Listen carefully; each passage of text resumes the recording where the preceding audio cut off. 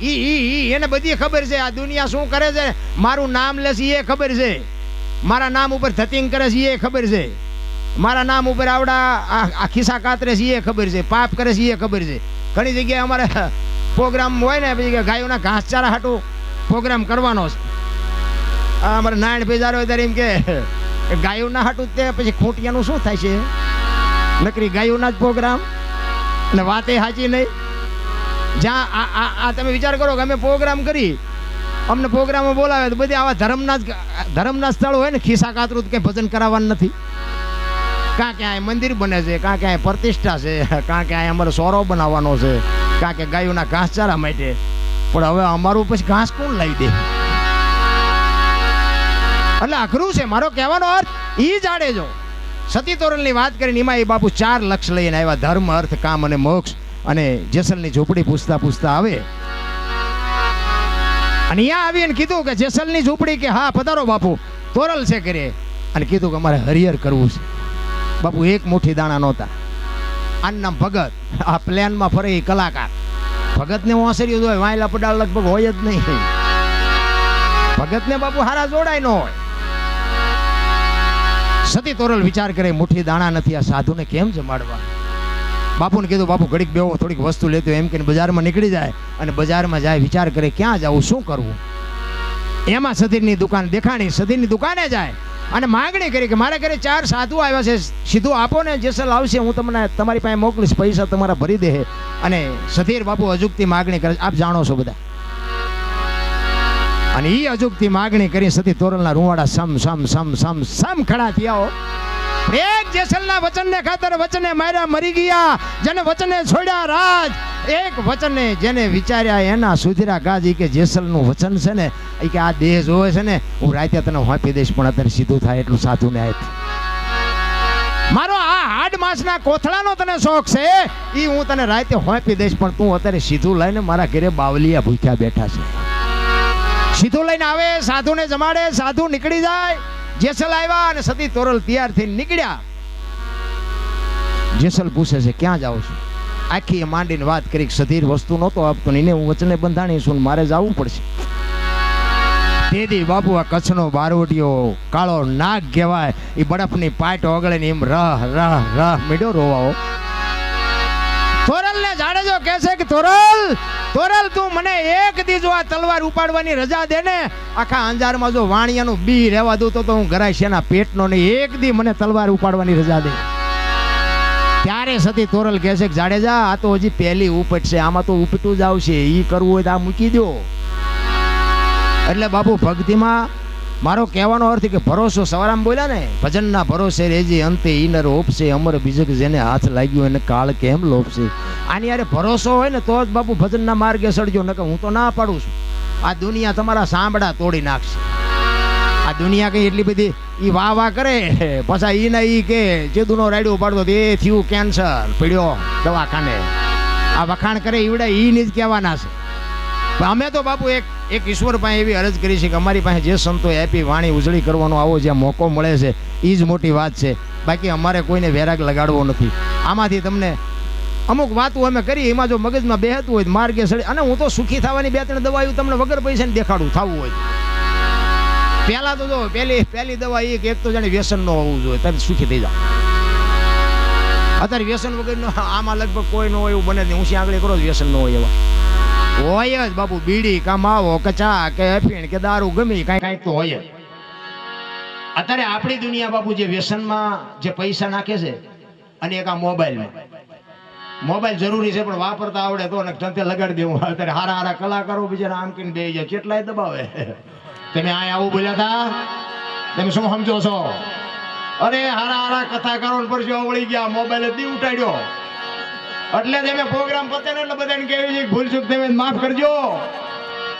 ભેગું કેસેટમાં આવી જાય એટલે ઓલા આપણે છેલ્લે મોડા પડી જાય કે આ ભૂલની માફી માંગી છે એટલે ફરીને જાહેરમાં ન મગાવે.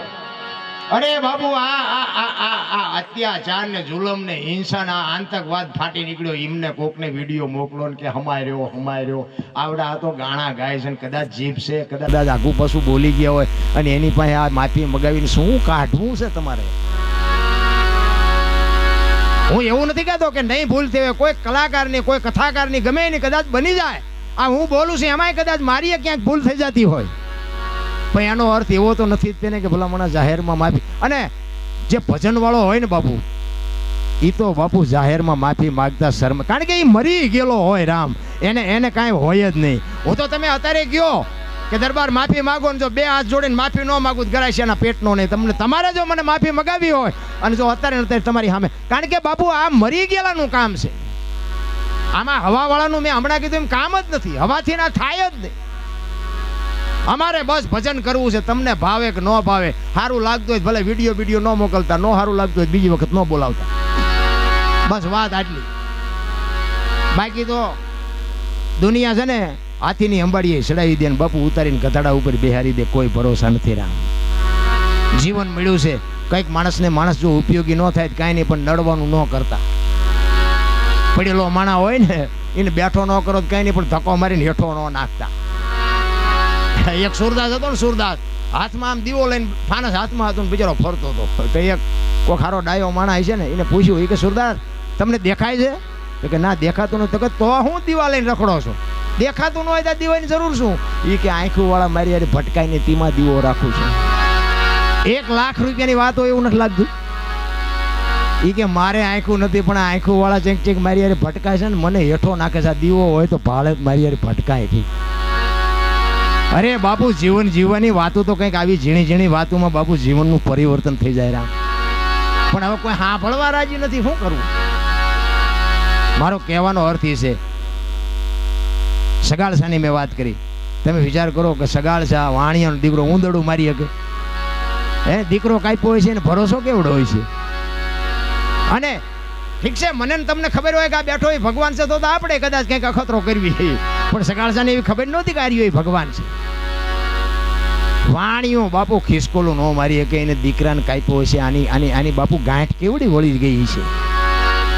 આ જલારામ એક સાધુડો આવે અને આમ હરિહરની પંગતમાં બાપુ સાધુ બધા બેઠા છે, અને બાપુએ દાળ રોટલો જે પીરસવાનું હતું પીરસી અને જલા બાપા હાકલ કરે કરો હરિહર.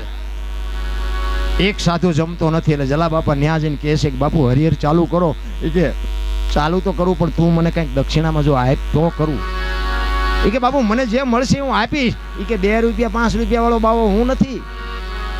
તો કે બાપુ આશ્રમમાં હોય ને એમાંથી માગજો, બહારથી તમે માગો તો હું ન લાવી શકું. એ કે તારા આશ્રમમાં જ છે જાય. તો કે બાપુ જમી લ્યો મળી જાય. એ કે મને વચન આપ.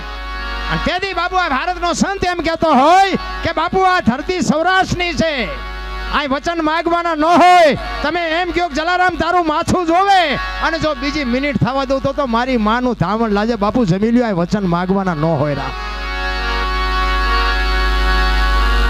એ સાધુ જમી લે અને પછી ભેટ પૂજાની આમ લાઈન થઈ, જલા બાપાને જે મળતું તે બધાને આપી. અને એ સાધુ આવ્યો ને 2 હાથ જોડીને કહેશે બોલો બાપુ શું જોઈશ? સાધુના વેશમાં ભગવાનને બાપુ પરસેવો મીંડો વળવાઓ. એ કે હારો બૈરું માગવું છે ને આવડો દઈ દે તો પછી મારે કરવું શું? ભગવાનને ખબર નથી આવા ધરતી ઉપર પાક્યા છે, એટલે કીધું છે કાઠિયાવાડીમાં કોક દી તું ભૂલો પડી જા ભગવાન, એકવાર થઈ જા અમારો મહેમાન તો સ્વર્ગ ભૂલાવી દઉં. સાંભળા, અમારા ઘરમાં મુઠ્ઠી દાણા હે તો તને રોટલો કરીને દેવું, અને દાણા નહીં હોય તો પાણીનો લોટો ભરીને ઊભા રહીશું, અને દાણા નહીં હોય ને લોટો નહીં હોય તેથી દીકરા કાપીને ખવડાવશું. પણ ભાઈડા કોક દી મહેમાન થાતો તને ખબર પડે. ઈ ભૂમિ છે, ઈ સૌરાષ્ટ્ર છે, ઈ સંતોની દેન છે. બોલો બોલો બાપુ, આટલી વાર ન હોય શું જોઈ છે? જલા બાપા કે છે કે મારું શરીર વ્રત થઈ ગયું છે, મારું બાવડું પકડે એવું કોઈ નથી, રોટલો કરે એવું નથી, જો દઈ એક તો તારું બૈરું મને આપી દે. બાપુ આપણા ઘરે બાવો આવ્યો હોય ને આવો ખતરો થયો હોય શું થાય? આ બાવાની દશા શું થાય? જલા બાપાને વિચાર થયો કે બૈરું આપવામાં મને કોઈ વાંધો નથી, પણ મનમાં વિચાર કરે કે વીરબાઈના મનમાં શું હોય છે? એ રસોડામાં રોટલા કરે છે ને જલા બાપા અહીંયા બારણે જઈને કીધું કે સાંભળ્યું કે હા, એ કે લોટવાળા હાથે જોગમાયા બહાર આવ્યા. એ કે એક સાધુ દક્ષિણા માગે છે, દઈ દો ને. એ કે પણ એની માગણી જેવી તેવી નથી. કે જે માગે આપણે શું કામ છે, શું રાખીને કામ છે? બાપુ જલાની આંખમાં જળજળી આવી ગયા કે મારે આ જોગમાયાને કેમ કેવું તારી માગણી કરે છે? એ કે પણ એની માગણી જેવી તેવી નથી હોય. શું કે ખબર છે કે શું? એ કે એમ કે છે કે તારું બૈરું મને આપી દે. ભારતની આર્ય નારી વીરબાઈ એમ કહેતી હોય કે ભક્તિની વેલડી તો વર્ષોથી હાલી આવતી હતી, પણ આજ ઈ વેલડીને ફળ આવ્યા એવું મને લાગે છે. મારા બાપે તમને આ સોંપ્યો છે અને ઈ આજ જો બાવાને સોંપી દો તો મને જવામાં કોઈ વાંધો નથી. બાપુ શું આ જોગમાં એના વખાણ કરવાના.